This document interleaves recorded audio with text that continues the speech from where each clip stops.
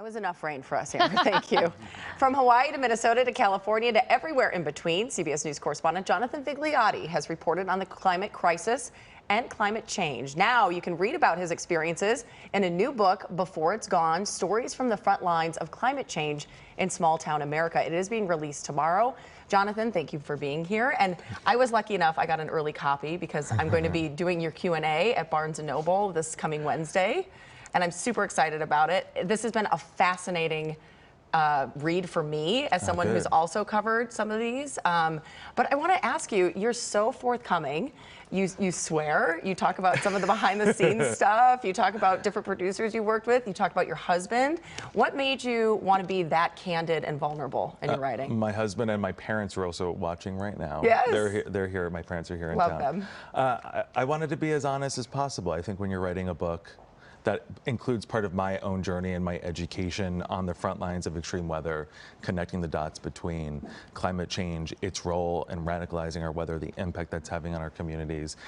Me seeing that firsthand, it was hard not to include myself somewhat in the story. I didn't want that to overshadow the stories of survivors and the scientists. But I wanted it to be a very candid conversation, hoping that in doing so, people would feel like they are immersed and they're on the front lines with me. Well, and that's what I've always loved about you, is that your connection to people, and you go into these stories and you care deeply about the impact to the communities and the humanity part of these stories. And that's really, I find it great how you set it up, because you talk about scientists often ignored and some of the research behind what they were trying to reveal that was kind of pushed aside. And then the real impacts of this and these human stories and resilience. How did you set this up, and tell us about some of the stories you uncovered? Yeah, so one of the main themes in this book that I wrote down very early on as I started writing was, before every disaster, there is usually a scientist that has been ignored. And I expand on that to also include survivors who have been forgotten. And I know Rutabaga will understand this very well. We were both there on the front lines covering the fire in Lahaina. And in the aftermath, the deadliest wildfire in modern American history, more than 100 people killed, 80% of that community destroyed. Local leaders described it as an explosion, a bomb going off, as if to imply there was no time to take action.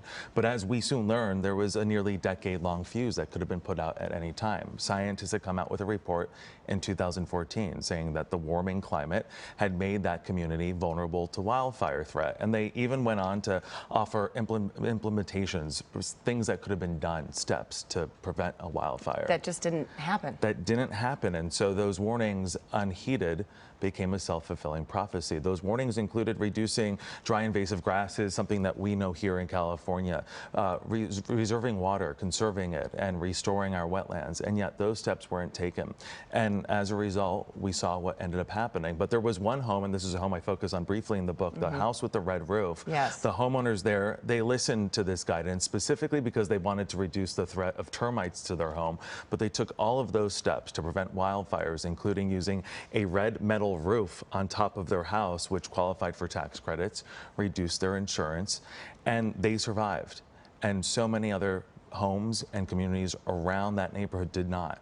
Well, and that's what I find really interesting, is that you go into we take great risks in this country now of where we're building, at the types of materials we're building with, and not really looking maybe toward the future. What did you learn out of that, and what did you learn about people's resiliency? Because it's not just that we're taking the risks, it's also that the climate, you talk about paradise in this book, and just the intensity of those flames and how quickly it moved had never been seen before. I make what I hope is a point that people will take away, which is there are two kinds of changes. There's climate change, which is our use of fossil fuels, the greenhouse gases that are being emitted. It's critical that we reduce that.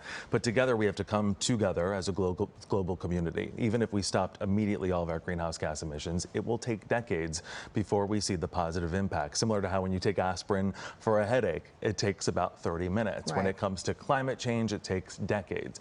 But in the meantime, there is this thing called habitat change. And by restoring our communities, by returning them to a more natural state, similar to what was advised in Lahaina, we could build more resilient communities. And there's steps that we can take as individuals, individual homeowners, and individual communities. We need more homes with the red roof. Right. They exist in storms by different names across the country, and in some cases, entire communities. But we have to invest in it. But we have to invest in it. And it's steps that we can take as individuals to do that, even around our own homes, creating what everyone here in California knows as defensible space. Right. Removing dry invasive grasses. In my house, you've been to my house. I have many times. You have seen how it can be overgrown. Yeah. Reducing that overgrowth is just one simple step. And then if a whole community comes together and does that, you have a more resilient community. So God forbid a wildfire breaks out. Hopefully that community is more resilient. Well, and one of my biggest takeaways is that it does take all of us to invest in this. So Jonathan, thank you so much for being here. We really appreciate it. Thank you for having me. Before It's Gone is coming out, as we said, tomorrow. And for more information on Jonathan's new book and the book signing on Wednesday night at the Grove, because I have tons more questions for him, check out our website, kcalnews.com. Rutabaga?